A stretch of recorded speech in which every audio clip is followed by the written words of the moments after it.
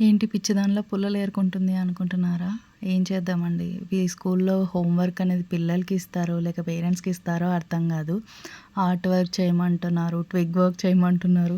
ఇవేమో వాళ్ళకి చేయనీకి రాదు. చేయకపోతేనేమో ఏడుస్తారు, టీచర్లు కొడతారు ఖచ్చితంగా తీసుకొనెళ్ళాలి అని. సో, దానికోసం ఈ పేరెంట్స్ కష్టాలు. ఫాదర్స్‌కి ఏముంది జస్ట్ డ్రాపింగ్, పికపింగ్ ఇవి సరిపోతాయి వాళ్ళకి. బట్ ఇలాంటి వర్క్స్ అన్నీ మమ్మీస్ మీద పడేస్తారనమాట. ఓన్లీ మదర్స్ ఇవన్నీ చూసుకోవాల్సొస్తుంది. ఇవి గాని చేయకుండా పంపిస్తే వీళ్ళతో పడలేం. టీచర్స్ ఏమో గానీ ముందు ఈ పిల్లలు రాక్షసుల్లా ఏడుస్తారనమాట. ఇంకా మార్నింగ్ స్కూల్‌కి వెళ్ళను అనడానికి ఇదొక వంక దొరుకుతది.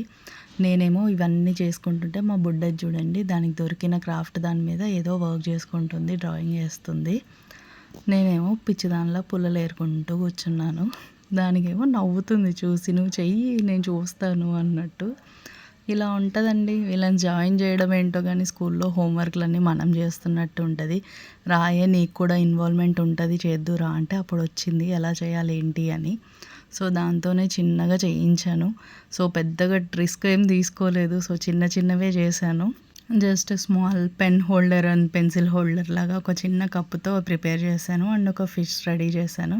సో, అవి ఎలాగో పెన్సిల్స్ అవి పట్టుకొని వెళ్ళలేదు కాబట్టి చిన్న హార్ట్ షేప్స్తో చేసేసి పేపర్తో, సో దానికి మంచిగా కలర్స్ వేసేసి అదొక సెట్ చేశాను. లాస్ట్లో పిక్చర్స్ యాడ్ చేస్తాను చూడండి. సో, ఇంకా బెటర్ చెయ్యొచ్చు, బట్ ఇంకా టైం లేకునిండే. నేను లెస్ట్ ఆ రోజు వచ్చాను, ఇంకా అప్పటికప్పుడు చేసేసి పంపించాను అనమాట. ఎలా ఉందో చెప్పండి, నచ్చిందా? దానికైతే నచ్చింది. సో, సాటిస్ఫైడ్ అనమాట, హ్యాపీ. ఇంక దానికి నచ్చింది కాబట్టి తీసుకొనెళ్ళింది. లేకపోతే రచ్చ రచ్చ చేసేది. నేను చెప్పేదేంటంటే టీచర్స్‌కి హోంవర్క్ కొంచెం పిల్లలు చేసేలా ఇవ్వండి, మేము చేసేలా కాదు.